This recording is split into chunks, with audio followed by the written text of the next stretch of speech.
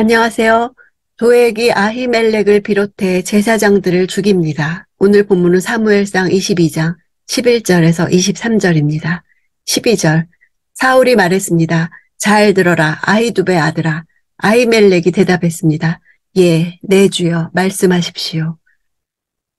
아히멜렉을 아히두베 아들로 부르는 것은 다윗을 이새의 아들로 부르는 것과 마찬가지로 아히멜렉에 대한 사울의 적의를 반영합니다.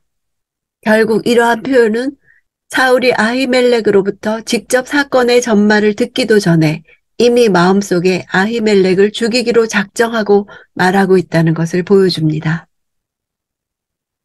14절 아히멜렉이 왕에게 대답했습니다. 왕의 신하들 가운데 다윗만큼 충성된 사람이 어디 있습니까? 그는 왕의 사위이며 왕의 친위대장이며 왕의 집안에서 존경을 받고 있는 사람이 아닙니까? 아히멜렉은 스스로를 변호하기에 앞서 먼저 다윗을 변호하고 있습니다. 이는 그가 다윗을 깊이 신뢰하였을 뿐 아니라 하나님께서 다윗을 택하셨다는 사실을 알았기 때문입니다. 충성된이란 단어의 어원은 아만입니다. 아만에서 파생된 부사가 진실로란 아멘입니다. 견고하여 굳게 서서 흔들리지 않는 신뢰를 가리킵니다.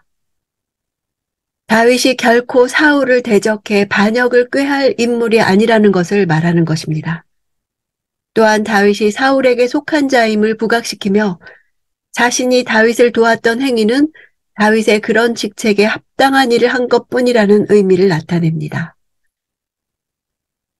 15절 내가 그를 위해 하나님께 여쭈었던 것이 이번이 처음이었습니까? 결코 그렇지 않습니다. 왕께서는 이 종이나 이 종의 집안을 문책하지 말아 주십시오. 왕의 종은 이 모든 일에 대해 아무것도 아는 것이 없습니다. 아히멜렉의 반문은 자신이 다윗을 위해서 하나님께 구한 것은 사실이지만 지금까지 통례적으로 행해왔던 일이었으므로 죄가 될 것은 없다는 자기 변호입니다. 자신은 아무 일을 알지 못한다는 것이 그의 마지막 변호였습니다. 그럼에도 불구하고 사울이 이렇게 구체적이고 타당한 아히멜렉의 변호를 수용하지 않은 것은 그가 이미 다윗에 대한 적개심으로 판단력을 상실했음을 드러냅니다. 17절 그러고 나서 왕은 곁에 있던 호위병들에게 명령했습니다. 돌아서서 저 여호와의 제사장들을 죽이라. 저들도 역시 다윗의 편을 들고 있다. 저들은 다윗이 도망친 것을 알고도 내게 고하지 않았다. 그러나 왕의 신하들은 자신들의 손으로 여호와의 제사장들 치기를 꺼렸습니다. 사울이 하나님의 뜻을 전달할 에봇 입은 제사장들을 죽이는 것은 하나님의 응답을 영원히 받지 못할 자리로 굴러 떨어지는 것입니다. 여호와의 기름 부음 받은 종들을 살해하도록 명령하는 사울의 모습은 후에 다윗이 사울을 죽일 수 있는 기회가 주어졌음에도 여호와의 기름 부음 받은 종이라는 이유로 손을 대지 않았던 모습과 대조를 이룹니다. 꺼렸다는 동사는 싫어한 정도가 아니라 아예 불가능한 것으로 여겼다는 뜻입니다. 제사장을 죽이는 것은 여호와께 대항하는 악행이며 여호와의 진노를 자초하는 일이기 때문입니다. 18절 그러자 왕이 도액에게 명령했습니다. 네가 나서서 저 제사장들을 쳐라. 그리하여 에돔 사람 도액이 나서서 그들을 내리쳤습니다. 그날 그는 고운 삼배 에봇을 입은 제사장을 85명이나 죽였습니다. 치다는 동사는 습격에 의한 갑작스러운 살상을 가리킵니다. 엘리의 후손이었던 이들 제사장들의 갑작스러운 죽음은 일찍이 엘리 가문에 대한 심판 예언이 그대로 성취되었음을 뜻합니다. 에돔 사람이라는 것을 계속 지적하고 있는 것은 우상 숭배하는 이방인으로서 그가 저지를 악행을 경고하는 것입니다. 고운 삼배 에봇을 입은 제사장이란 도액이 에봇 받침 겉옷과 에봇을 입고 그 위에 흉패까지 단 특별한 복식을 했던 대제사장 아히멜렉만을 죽인 것이 아니라 일반 제사장들까지 함께 죽였음을 강조하는 것입니다. 70인역은 그 수를 305명으로, 유대 역사가 요세푸스는 385명으로 기록하고 있습니다. 정확한 수요는 확인할 수 없지만 노베 제사장들이 거의 멸절되었음을 충분히 알 수 있습니다. 하나님께서는 자신을 거역하는 사울을 사용하셔서 자신을 거역했던 엘리 가문을 심판하신 것입니다. 19절, 그는 또한 제사장들의 성 노베에 들어가 남자와 여자, 아이와 갓난아기, 소와 나귀와 양을 칼로 쳐 죽였습니다. 여기서 칼은 원어로는 칼날입니다.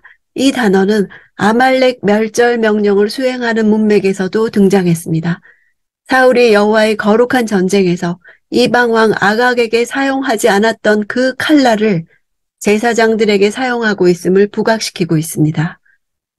남자와 여자, 아이와 갓난아기, 소와 나귀와 양들은 아말렉 전쟁에서 멸절할 대상으로 동일하게 언급되어졌습니다.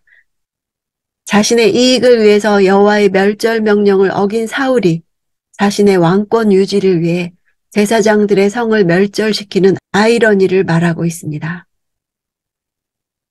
20절, 그러나 아히멜렉의 아들이요 아히두베의 손자인 아비아달은 몸을 피해 도망쳐 나와 다윗에게로 갔습니다.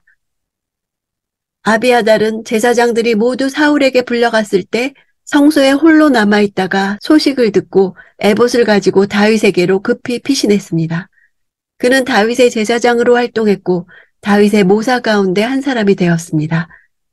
그러나 결국 그는 다윗 이후 왕자들 사이에 왕위 쟁탈전이 벌어졌을 때 아도니아 편에 가담함으로써 왕위에 오른 솔로몬에 의해 제사장의 직무를 박탈당하고 아나돗 지역으로 귀향을 가게 됩니다. 결국 아비아달을 통해서도 엘리 집안의 제사장직 박탈에 대한 예언이 성취된 것을 볼 수 있습니다. 사울이 여호와의 제사장들을 죽인 사건을 통해서는 여호와가 그에게서 떠났다는 사실이 드러나는 반면 도피 중에 있는 다윗이 제사장 아비아달을 얻는 사건을 통해서는 여호와가 다윗과 함께 하신다는 사실이 드러나고 있습니다. 21절, 그는 다윗에게 사울이 여호와의 제사장들을 모두 죽였다고 말해주었습니다. 여기서 죽였다는 단어는 죄 없는 사람을 무고하게 살해하는 개념을 포함합니다. 제사장들의 죽음이 사울에 의한 무고한 죽음이었음을 나타내기 위함입니다. 사울로 인하여 노베 제사장들뿐 아니라 남녀노소와 짐승들까지 멸절되었음에도 제사장들이 살해된 사실만을 언급하는 것은 사울의 악행을 한마디로 요약평가하는 것입니다. 이러한 아비아달의 목소리는 하나님의 목소리를 대변하는 것으로서 하나님은 아비아달을 통해서 사울이 여호와를 거역하고 대항했음을 선언하신 것입니다. 23절, 나와 함께 있자. 두려워하지 마라. 내 목숨을 노리는 사람이 내 목숨도 노리고 있으니 나와 함께 있으면 무사할 것이다. 아비아달의 목숨을 노리는 사람과 다윗의 목숨을 노리는 사람이 동일하다는 사실이 아비아달에게 안전할 수 있는 것은 하나님의 보호로 자신이 안전한 것과 마찬가지로 자신과 함께 있게 될 아비아달 역시 안전할 것을 확실히 믿은 것입니다.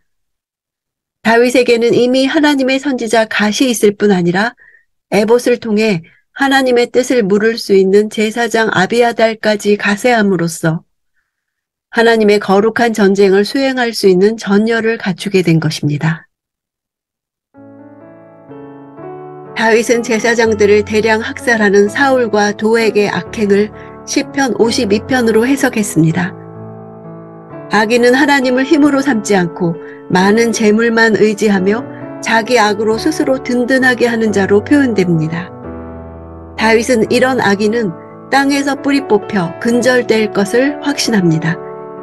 이에 반해 자신은 하나님의 집에 심긴 푸른 감람나무라고 말합니다. 하나님의 신실하신 사랑을 영원토록 의지하는 의인을 상징합니다. 다윗은 자신으로 인해 일어난 엄청난 사건을 하나님이 이를 행하셨다고 이해했습니다. 나와 그들만 있는 것이 아니라 하나님이 계시다는 것을 잊지 않았습니다. 하나님의 구속사에는 의인의 고난이 많습니다. 높 제사장들은 억울하게 죽임당한 아벨의 후예들입니다. 하나님은 아벨의 피소리가 호소한다고 하셨습니다. 신앙을 지킴으로 고난받는 자리에 있습니까? 주의 이름이 선하심으로 애매히 고난받는 의인의 기도를 들으시고 공의를 행하실 주님을 찬양합니다.